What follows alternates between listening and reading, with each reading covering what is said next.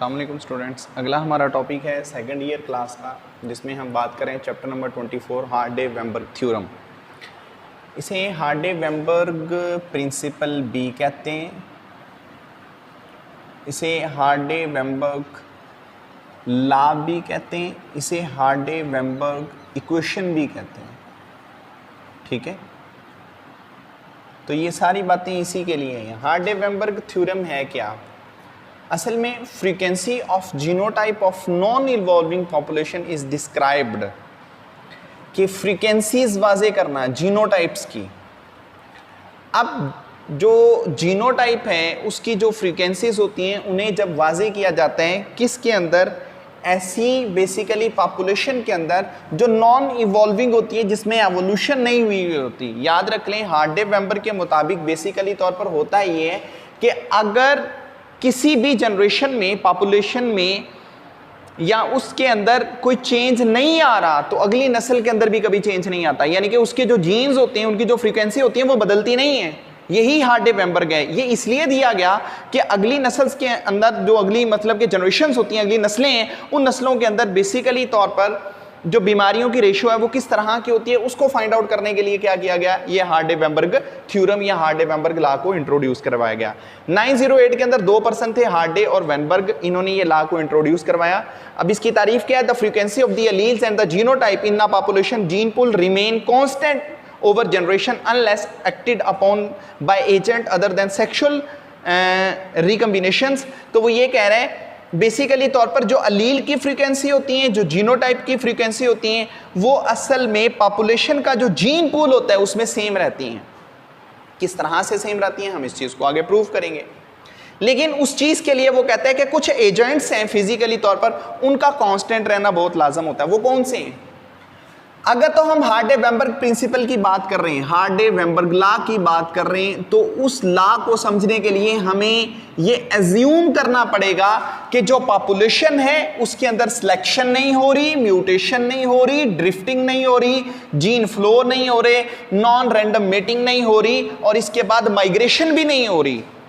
ये वो फैक्टर्स होते हैं जो बेसिकली तौर पर आगे एवोल्यूशन को क्रिएट करते हैं, आगे एवोल्यूशन पैदा करते हैं। अगर ये चीजें नहीं होंगी तो नेक्स्ट जो जीन की फ्रीक्वेंसी है, जिसे आप जीनोटाइप फ्रीक्वेंसी का नाम देते हो, वो हमेशा सेम ही रहेगी, अलील की फ्रीक्वेंसी भी सेम ही रहेंगी। ठीक है, अब इसके मेन 2 पॉइंट हैं। पहला point, allele frequency will not change from one generation to next. जब अलील की फ्रीक्वेंसी एक नस्ल से दूसरी नस्ल में नहीं बदलेगी तो इसका मतलब है वो जनरेशन सेम रहेगी। दूसरी बात ये कि सेम उनका जीनोटाइप होगा, यानी कि जो उनका सेम जेनेटिक मटेरियल होता है वो वैसे ही अगली नस्ल में होता है। अब यहां पर हार्डे-वेम्बर्ग इसके अगर एग्जांपल देखें तो एग्जांपल के अंदर हमारे पास एक फिक्स अलील है। फिक्स अलील क्या है कि असल में 2 जनरेशन्स हैं जिन्हें हम वाइल्ड फ्लावर कहते हैं, एक पिंक कलर की एक वाइट कलर की है। सिर्फ यही 2 हैं, इनके अंदर कोई सेक्सुअल रिकॉम्बिनेशंस नहीं है, कोई सिलेक्शन नहीं है, कोई म्यूटेशन नहीं है, ऐसा कोई भी प्रोसेस नहीं है। इसी वजह से ये फिक्स अलील है और अगली नस्ल में भी ये ऐसे ही रहनी है। अब इसके अंदर पिंक फ्लावर हैं और वाइट फ्लावर हैं। पिंक फ्लावर इनकी फिनोटाइप होती है, वाइट फ्लावर भी फिनोटाइप है, जिससे इन्हें शो किया जा रहा है वो इनकी जीनोटाइप है। अब पिंक फ्लावर जो बेसिकली तौर पर हमें दिखाई दे रहा है बैरूनी तौर पर, वो उसकी फिनोटाइप है। अब जो उसके जीन्स होते हैं उन्हें हम अल्फाबेटिकली लिखते हैं। अब यहां पर जो बेसिकली जीनोटाइप है वो होमोजाइगोट और हेटेरोजाइगोट दोनों तरह से हैं। एक डोमिनेंट होती है, एक रिसेसिव होती है। जो तो रिसेसिव होती है उन्हें हम स्मॉल लेटर से लिखते हैं, लेकिन जो डोमिनेंट होती है उन्हें हम कैपिटल लेटर से लिखते हैं। अब ये वाली जो चीज होती है ये होमोजाइगोट होती है क्योंकि दोनों ही सेम है, लेकिन ये वाली चीज हेट्रो है। लेकिन अगर हम हेट्रो पे गौर करें तो यहाँ पर बड़ा ए है, और बड़ा ए किसको शो कर रहा है, पिंक कलर को, लेकिन उसके साथ जो कॉम्बिनेशन पे आ रहा है वो बेसिकली तौर पर क्या है, स्मॉल ए।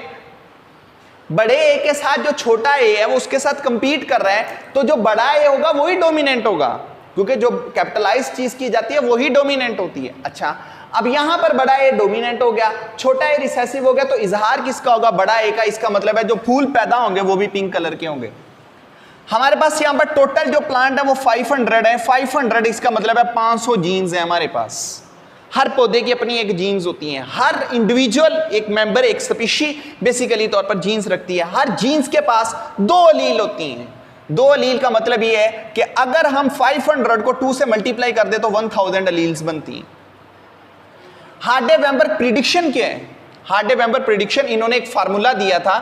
फार्मूला क्या है?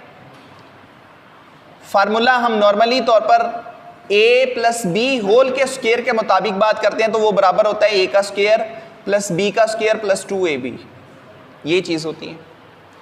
अब इसकी प्रिडिक्शन में उन्होंने कहा कि हमारे पास p स्क्वायर होता है प्लस 2pq होता है प्लस q स्क्वायर होता है, लेकिन उसका आंसर हमेशा 1 के बराबर आता है। 1 क्यों आया? हमेशा ही 1 क्यों आया? वो इस मकसद के लिए आया क्योंकि जो नेक्स्ट जनरेशन है उस नेक्स्ट जनरेशन में कभी भी चेंज पैदा नहीं होना। वो हम पहले ही बात कर चुके हैं कि अगर हम हार्डे-वेम्बर लॉ की बात करेंगे, हार्डे-वेम्बर लॉ के मुताबिक ये वो पॉइंट होंगे बेसिकली तौर पर जिनकी बुनियाद पर एवोल्यूशन पैदा होनी है, लेकिन ये पॉइंट यहां पर इंक्लूड नहीं किए जा रहे, जिसकी वजह से आगे चेंज नहीं आ रहा। इस वजह से वो आंसर 1 के करीब आता है। अब यहां पर p का स्क्वायर जो सा है, इस p को फर्ज किया हुआ है पिंक कलर के बराबर, q को फर्ज किया हुआ है व्हाइट कलर के बराबर।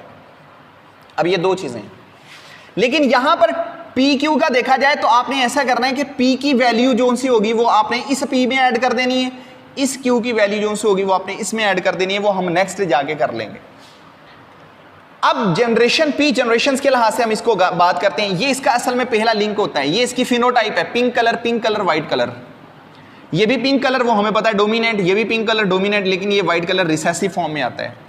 ये इसकी बेसिकली क्या आ रही है? ये जीनोटाइप्स के लिहाज से इनके नंबर आ रहे हैं। ये जीनोटाइप आ गई और जीनोटाइप के ये नंबर आ गए। टोटल पिंक पौधे जो होमोजाइगोट डोमिनेंट हैं वो 320 के करीब हैं 500 में से। फिर आगे फिर पिंक पैदा होते हैं, वो भी डोमिनेंट है लेकिन वो हेट्रोजाइगोट हैं, वो 160 के करीब है 500 में से। और जो प्योरली तौर पर आपके पास व्हाइट कलर के हैं जो रिसेसिव हैं होमोजाइगोट हैं वो सिर्फ 20 हैं। जीनोटाइप इनकी मालूम कर लें तो 320 को डिवाइडेड कर देना है अपने 500 के साथ, वो आपकी जीन्स की फ्रीक्वेंसी निकल आएगी। इसी तरह अलील की फ्रीक्वेंसी निकालनी है, लेकिन अलील में हर चीज डबल हो जाएगी क्योंकि हमें पता है एक जीन्स की 2 अलील्स होती हैं, तो आपने उसको 2 से मल्टीप्लाई कर देना है। अब 2 के साथ मल्टीप्लाई करने पे आंसर हमारे पास आ गया, तो जब लास्ट आपने आंसर लेना है ये 0.32 आएगा। 0.32 को आपने 2 पे डिवाइड कर देना। 2 पे डिवाइड इसलिए करना है क्योंकि जो बड़ा a है उसकी वैल्यू आपने इसमें ऐड कर देनी है, जो छोटा a है उसकी वैल्यू आपने इसमें ऐड कर देनी है। अब इसकी जो वैल्यूज आ रही थी वो कितनी आ रही थी? 0.32 आ रही थी। अब 0.32 का हाफ करेंगे तो वो हाफ कितना होगा? 0.16, और यहां पर भी क्या आ जाएगा? 0.16। वो आपने ऐड कर देना, क्योंकि आधी खसूसियात छोटे a की हैं, आधी खसूसियात बड़े a की हैं, लेकिन जो चीज शो हो रही है वो कैपिटलाइज्ड हो रही है। वो हमने आंसर कर दिया। वो जब हमने डिवाइड किया तो टोटल वैल्यू ली, ये 0.8 आ गया, ये 0.2 हो गया, दोनों को प्लस करें तो हमारा आंसर कितना आता है? 1 के बराबर आता है। ये इसकी क्या एनालिसिस है। हार्डे-वेम्बर अगर एनालिसिस किया जाए तो इसमें p का स्क्वायर 2pq q का स्क्वायर इज इक्वल टू 1 के बराबर होता है। फार्मूले के अंदर आपने पूरी वैल्यूज पुट कर देनी है। वैल्यूज पुट करने पे जो हमारा आंसर आएगा वो 0.1 आ जाएगा, 0.1, यानी कि कहने की बात ये कि वो वैल्यू हमारे पास 1 के करीब आ जाएगी। ये 1 के करीब वैल्यू इस बात की इंडिकेशन कर रही है कि हार्डे-वेम्बर लॉ बिल्कुल ठीक है, जिसके मुताबिक ये होता है कि नेक्स्ट जनरेशन में अगर ये वाले फैक्टर अफेक्ट नहीं करेंगे तो हमेशा जीनोटाइप की फ्रीक्वेंसी या अलील की फ्रीक्वेंसी जो से होती है वो हमेशा सेम रहती है। अकॉर्डिंग टू पुनर्ट स्क्वायर इसको कर लें, ये p की वैल्यू आ जाएगी, ये q की वैल्यू आ जाएगी, ये p की आ गई, ये q की आ गई। ठीक है, ये भी आपके पास क्या होती है? f1 जनरेशन होती है, ये भी आपके पास क्या होती है? f1 जनरेशन होती है। इन्हें आपस में क्रॉस करवा दें। जब इन्हें क्रॉस करवाएंगे वो वैल्यूज निकल आएंगी। जब आप इन्हें फिर इकट्ठा करेंगे वो फिर वैल्यू 1 के बराबर आ जाएगी। ये हार्डे-वेम्बर लॉ है। इसके नीचे उन्होंने एक टेबल बयान किया होगा, उसी टेबल के अंदर उन्होंने ये फैक्टर्स लिखे हुए हैं। वो फैक्टर हैं जो किसी भी जनरेशन में एवोल्यूशनरी चेंज ला सकते हैं। अगर ये चीजें नहीं आएंगी, अगर ये चीजें नहीं होंगी तो फिर अगली नस्ल में कभी भी चेंज पैदा नहीं हो सकता। अगर ये चीजें एक्ट करेंगी, उन्हें अफेक्ट करेंगी, फिर आगे ये चेंज पैदा होगा। ठीक है।